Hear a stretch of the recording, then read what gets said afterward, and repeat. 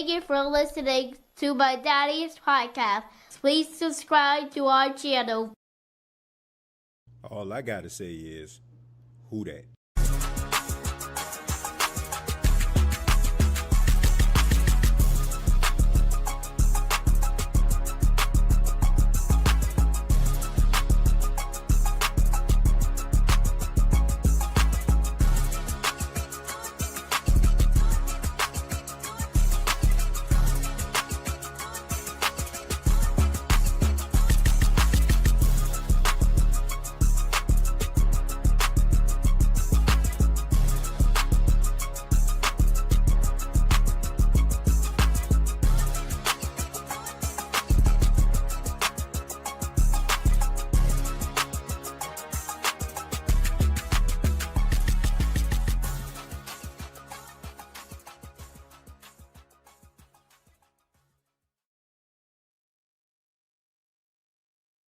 Who That Nation, it is yours truly, TJ Jones. And yes, I am the host of the State of the Saints podcast. Before I get started, I just want to know if everybody can hear me clearly.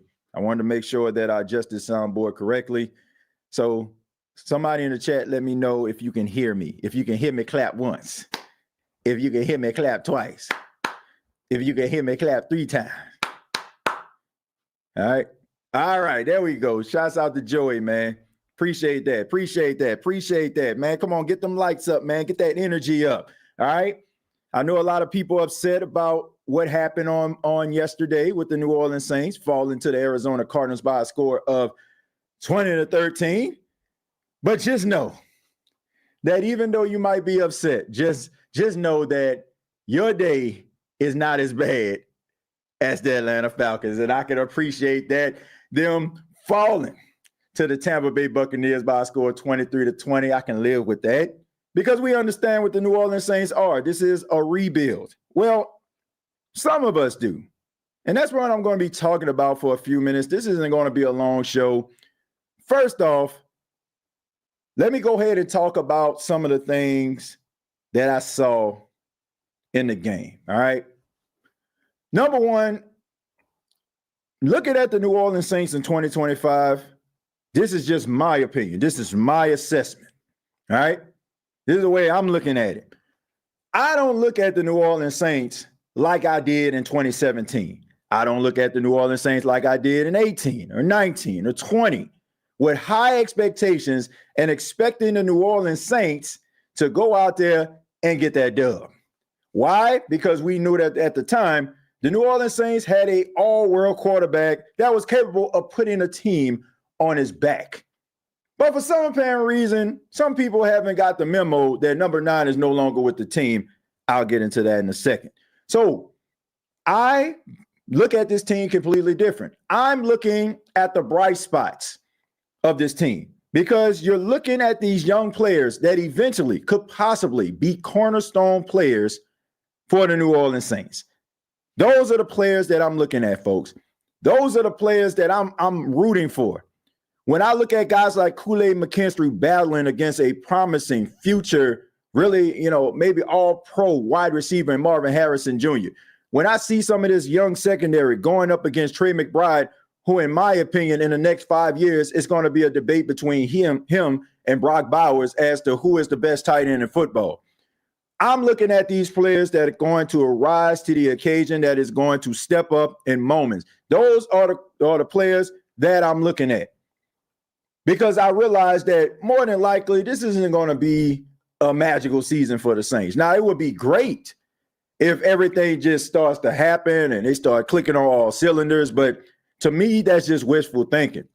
I like what I saw out of guys like Kendre Miller. Coaching staff pretty much wrote off. Sky was out there running hard. Devin Neal, who missed most of preseason, but came in and did a really good job. I'm looking at guys like Isaiah Stallbird, who was shining on special teams after the Saints got rid of special teams ace and JT Gray. I'm looking at Brian Brzee blocking kicks to keep the Saints in the game.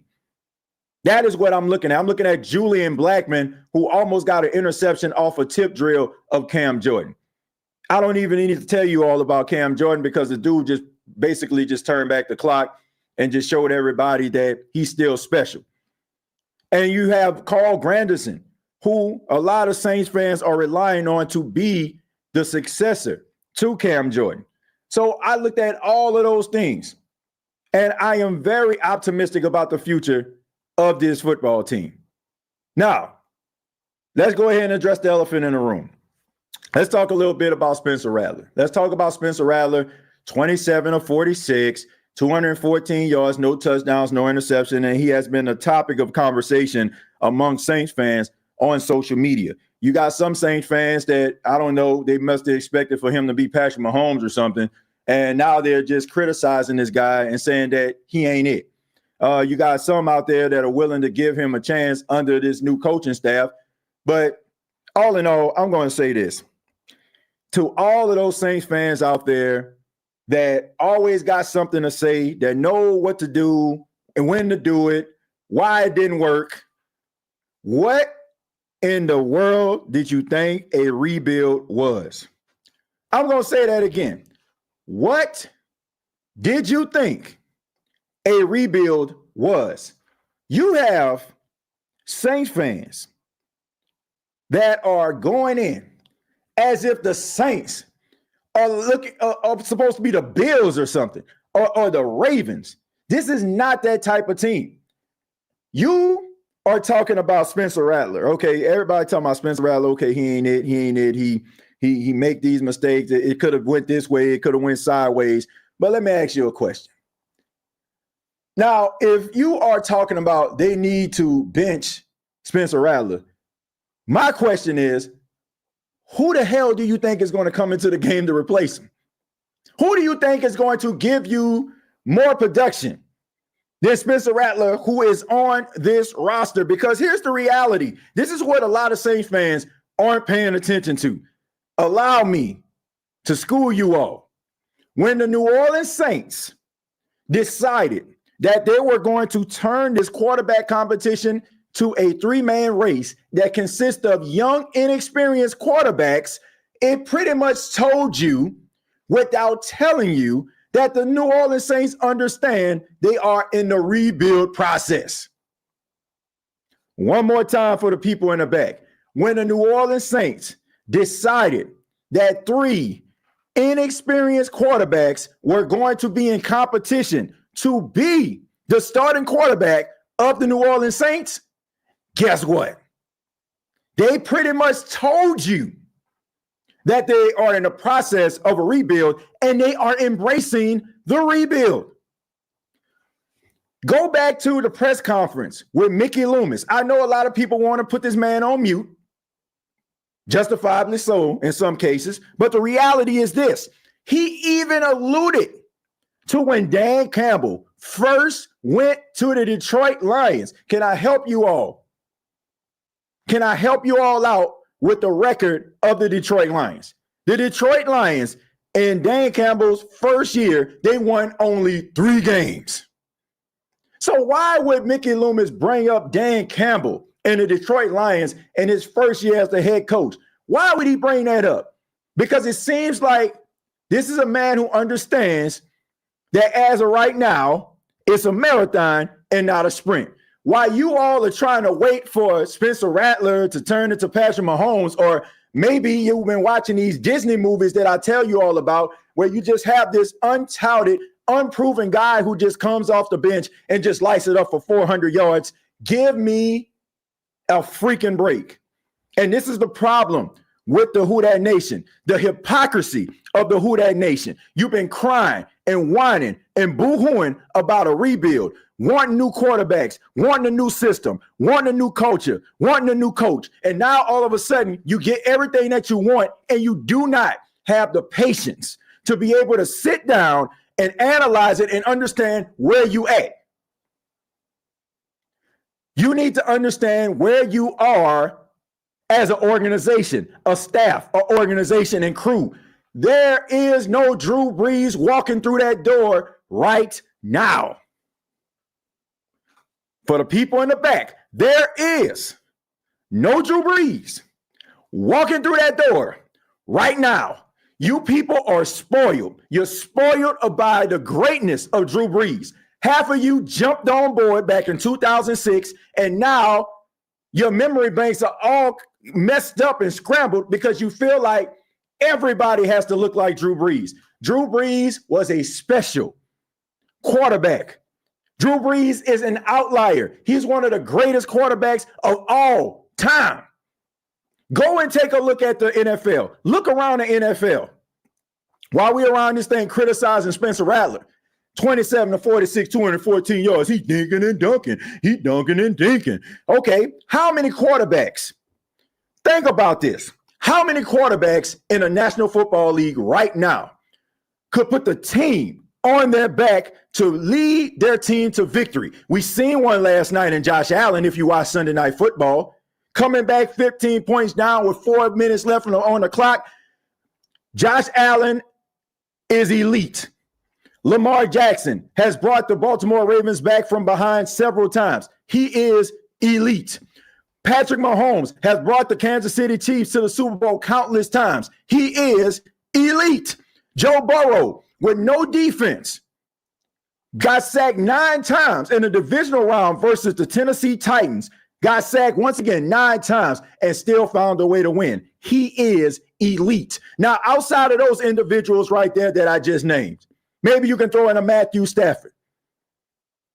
Maybe you can throw him in there. But how many quarterbacks around here are just trying to find their way? There are way more quarterbacks in the National Football League that are trying to find their way, more so than quarterbacks that can actually put a team on their back. The reason why you don't pay attention to that, because you always look at the exception to the rule. You always paying attention to Mahomes. You're always paying attention to Josh Allen. You're always paying attention to these elite quarterbacks. And then all of a sudden, my quarterback don't measure up. Oh, let's just throw him away. The reality is this. You're in a rebuild, Who Dat Nation. Deal with it. It's 2 things you can do right now. You can sit up here and be and moan about the situation of the New Orleans Saints football team, or you can understand where the heck they are, which is a team that is trying to figure out what the future holds. I appreciate the New Orleans Saints finally coming to reality, which we all wanted.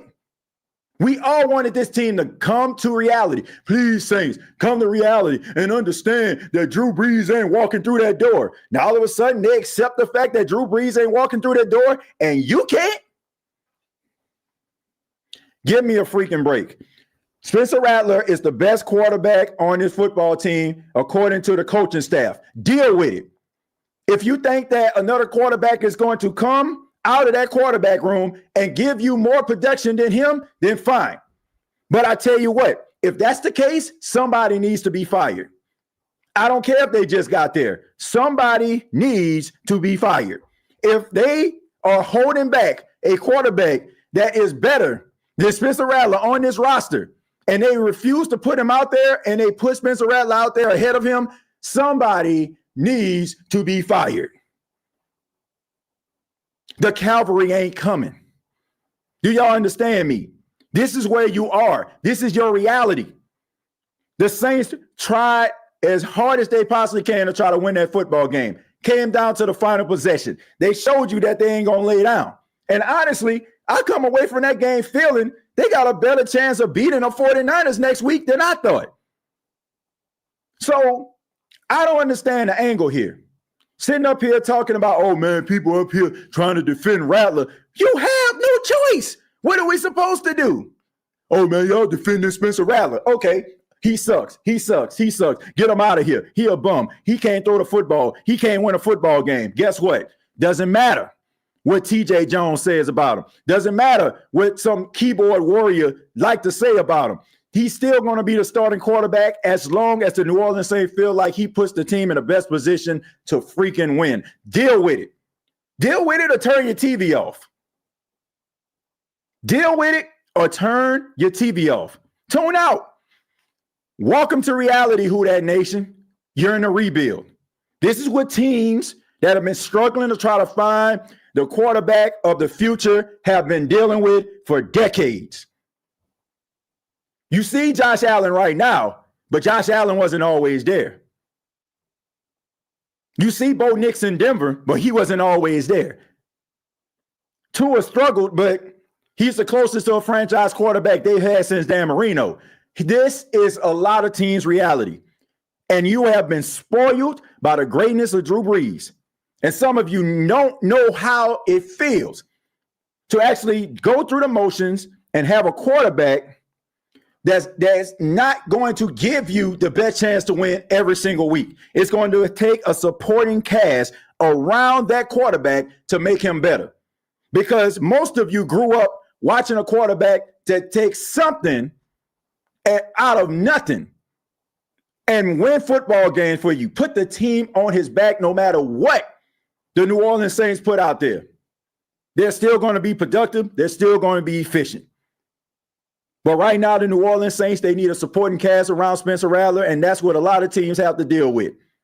And right now, when I look around this team, I don't see a lot of people that can actually go out there and make things happen. You have to scheme it out. You have to make something happen. And right now, that is the reason why the New Orleans Saints aren't going to be successful more right now until they actually build this team up and they build it around, rather it's Tyler Shuck or Spencer Rattler, whoever they want to, and bring some players in, some big body receivers that can get that 50-50 ball. A guy that can make somebody miss in space. Look at the 49ers. Brock Purdy, kind of a prime example. He's not elite, but you put Christian McCaffrey out there and you give him a screen, he making about 3 or 4 guys miss for a 60-yard touchdown. Before he was traded, you had Deebo Samuel out there, and now you got George Kittle. So you put a supporting cast around him that are capable of moving the chains and putting him in the best position to succeed. Right now, the Saints are trying to figure that thing out. So sit back, relax, and enjoy the freaking show or turn the show off. Plain and simple. That's my message to a lot of these Saints fans out here that have that microwavable mind, like all of a sudden, like we just going to pop this thing in the oven for 3 minutes, and the next thing you know, bing, playoff team. Doesn't work like that, ladies and gentlemen. Welcome to the rebuild. You got what you asked for, so stop crying about it. Sick of y'all crying about the same situation. I've had thousands of episodes of this show where individuals calling in, man, we need to just realize that Sean Payton and Drew Brees ain't coming back. We need to understand that we need to move on from the old layovers of Sean Payton and Drew Brees. We need the new culture. Now we don't even want to wait on a new culture when it's right in front of us. And now we want to try to tear down, a young, promising quarterback in a process that's only doing what the best that he can and given the opportunities that has been presented to him. He's trying to make the best of them. So what do you want to do? He's the quarterback. There is no other quarterback coming through here. What y'all think, man? What you think Aaron Rodgers is going to be like, man, I threw 4 touchdowns for Pittsburgh. I think I can throw 4 for the Saints. The delusion of some of these members of the Who Dat Nation. Y'all downright delusional. Like, I know some of y'all, like, man, my goodness. My goodness. I get being frustrated. I get being upset. I get not understanding, like, fully, how did the Saints get into this situation? I get all that, but when you ask for something and you get it and you still complaining about it, that's when that just bothers me, man. Dolphins, Titans, Panthers, Giants are worse than us, and nobody talks about that. Because they don't want to talk about it. Because this is their reality. Oh man, y'all just wallowing in mediocrity. Y'all content with mediocrity. Who's content with mediocrity? Nobody's content with anything. But look, if you're stuck at the gas station, you ain't got no car, no money, and no way to get an Uber, what the hell are you gonna do? You gonna be sitting up there like you ain't got no choice but to chill and try to figure out how you gonna get out the situation? Like, what's sitting up here talking about what they should have did? We all like, what is everybody just like? I really feel like individuals just talk just to be talking. I don't know if they try to psych themselves up to maybe think that things aren't going to happen the way that they thought. And then when it happens and their reality kicks in, then all of a sudden they mad. Like, come on. We all have been talking about this. You heard the local media talking about this. You heard people like myself talking about it. Everybody was telling you that this is going to be an uphill battle for the Saints. Did you think that they were just talking? Did you think it was just hyperbole? Did you think they were just trying to make you upset? The team is going through a rebuild. The general manager even alluded to it. But they ain't good enough. So all of a sudden, like, man, let me unlock these special Joe Montana powers and give Chris Olave the power of a Jerry Rice and Rashid Shaheed the power of a T.O. or a Randy Moss. And let's go out here. Like, come on, man. Some of y'all straight up delusional Saints fans. You're right, TJ. Can't speak my mind, but you're right. Man. Lee, I think Kittle got hurt yesterday. Yeah, he did. He had a hamstring injury. Left the game. Came back out in street clothes. So you got to keep a watchful eye on that. I just think 83 being our biggest pass catcher, not being our strongest pass catcher. The Saints don't have a number one receiver. I've been telling y'all this for a minute. Some people been going in on me when I was talking about Chris Olave, not a number one receiver. Man, what you talking about, man? You tripping, man. Look, not only do I just say these things because, most people just, they'll probably see me on social media and they just think that I'm out here trolling. There's nothing about me that resembles a troll. Like, if you know me personally, like, these are my feelings. This is how I'm wired. Right? I don't it's not my fault that a lot of what I say invites discourse, but I'm not trolling anybody. I've been saying this, and you can go check the tweet out because I retweeted it. I said this back in 2023. Everybody thought I was crazy when I said that Chris Olave is not a true number one. I said he's a top wide receiver, like he's really gifted, really talented. I said he's, sitting on the shelf, but he ain't at the top. He okay, you got your premier stuff like that sit at the top of the shelf. And then below that, you got your stuff that's still good, but not as premier. That's all I'm saying. And there's nothing wrong with that. That's not a slight on him. Like, he still can make plays. But what the New Orleans Saints need is a little bit more than that. I'll give an example. Let's take a look at Brandon Cooks. Brandon Cooks reminds me a lot of Chris Olave. Brandon Cooks thrived with the Patriots. He made plays with the Rams. He made plays with the Texans, but he wasn't never a number one receiver. That's the reason why they traded him around so much. The Saints don't have a true number one. They don't have that guy that just demands a double team. They don't have that guy that's going to win that 50-50 ball and just everybody knows inside of the stadium who getting the football and it don't even matter. They don't have that Mike Thomas. They don't have that Justin Jefferson. They don't have that Jamar Chase. They got some really talented wide receivers that are fundamentally sound. And, you give them some plays in space, they're going to catch the football. And they're going to go right down to the ground. They ain't going to fight for no extra yards. They ain't going to make nobody miss. Well, they'll make somebody miss. And they'll probably just outrun somebody. They're a track team. But we don't want to admit that. But, hey, it is what it is. It's right in front of your face. It's up to you to admit that. I ain't holding nothing back. I'm not holding anything back. You can deal with it or not. You can wait to try to prove me wrong, but he been in the league since 2022. What is that? What is that game that you just like, man, Chris Olave took over? Where is it? I mean, I've seen some acrobatic catches, but where's that game that like, man, they just couldn't stop Chris Olave today? Where is it? Like I said, you throw the ball at Chris, he going to make a circus catch. He'll make it.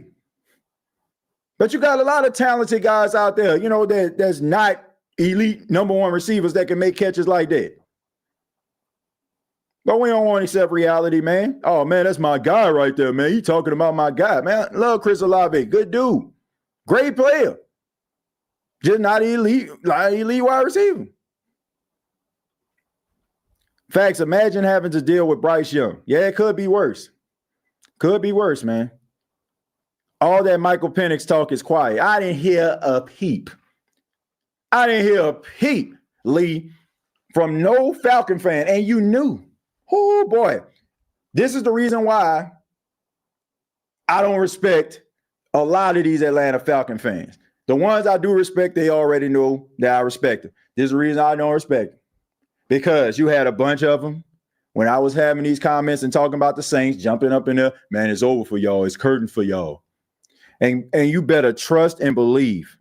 If Younghoe Koo would have made that kick, they would have went into overtime and it would have repeated like that Thursday night game, they would have been in the chat. So I'm letting every Atlanta Falcon fan know right now, I don't care how many games you win after that. You showed yourself very early in the season because that's what they do. They grandstand and hot dog. And then all of a sudden, when things don't go their way, they quiet as church mice. That is the reason why a lot of them I do not respect. Talk that noise when things are not going your way. I'm talking noise to the Atlanta Falcon fans out there right now, knowing man, my team in a rebuild, and more than likely they're not going to have a good season. You know why? Because I stand on business regardless. Some of y'all ain't standing on business.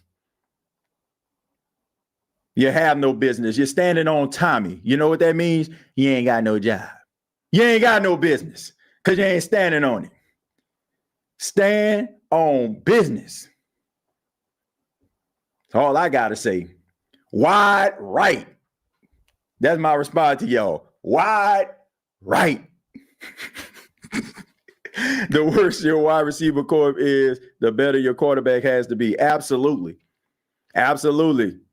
That's just a fact. I'm gonna just read comments for the next 5 to 10 minutes, man, because I really gotta move on. Gotta go pick the Pac-Man up from school, man. Takes me a little minute to get there. I used to get upset and frustrated after the Saints lost, but I got better years later. Look, I'm telling you, Jerry, like when I woke up this morning, normally when the Saints lose, I have like a bad taste in my mouth. My wife, like, you okay? You know what I'm saying? Like she'll probably like, do me a solid, like, wear a Saints shirt. Like my wife, y'all never seen her on camera. Like she's extremely quiet, not really into football like that, but she knows it's important to me. So you'll see her like, she'll come home from work, then she'll come downstairs with an Alvin Kamara shirt on that I bought her, or a Saints shirt, or my little, State of Saints podcast shirt, like just showing support. But I said, baby, it ain't even necessary. It ain't necessary this year because I understand what a team is. And I know some people like just think that I'm just up here just trying to go at them, but I'm just telling you, the easier it is for you to understand what the Saints are right now, the better is your psyche. You know what I'm saying? Is your mind. You know what I'm saying? It's your psyche, as I like to call it. The better your psyche. You ain't got to worry about it. Like you already know. Like that don't make you less of a Saints fan for you to understand reality. It's going to be a tough uphill battle. That's why you got to take the good with the good, the bad with the bad. Now, let me say this. And I'm going to start reading again. 16 penalties, unacceptable. That is unacceptable. I don't care what it is. Undisciplined, football, unacceptable. Kellen Moore holding 3 timeouts in his back pocket because he didn't trust in Spencer Rattler, unacceptable. The Saints have got to basically be perfect in order for them to win football games. They got to generate turnovers. They got to make sure that they give maybe Spencer Rattler an offense shorter fields. They got to do a lot of things almost relatively perfect in order for them to win football games. So being an undisciplined football team is not going to get you where you need to be. Plain and simple. Yeah, we can talk about that because that is inexcusable. You're not having the dogs, the dogs to hunt, or not too many of them to that hunt. I mean, that's understandable. But sitting up here shooting yourself in the foot is very Dennis Allen-ish. That is what people are going to start turning on you on, based on that type of stuff. That's when they're going to turn on you. Like, man, okay, all right, I understand the team in a rebuild, but y'all undisciplined. Y'all, it's a flag fest out there. Can't dispute that. Can't dispute that, Mr. Moore. Can't. Dalton and Addison, yes, sinker time. Yeah, I seen him out there on a couple plays, though. My girlfriend left me alone. Just let me be right now. Yeah, my wife, like, yeah, she like, did they win? I'm like, nah, I ain't win. And she came back from the store. She was like, did they win? I'm like, nah. TJ, Tom Brady told the Falcon fans not to talk about the Saints. He got 28 to 3 ways to tell them why. Shout out to your wife and family, TJ. Man, what's going on? Shouts out to my frat brother right there, my boy Jamie G. Y'all make sure y'all check out No Slack in the Swag podcast. He covers swag football.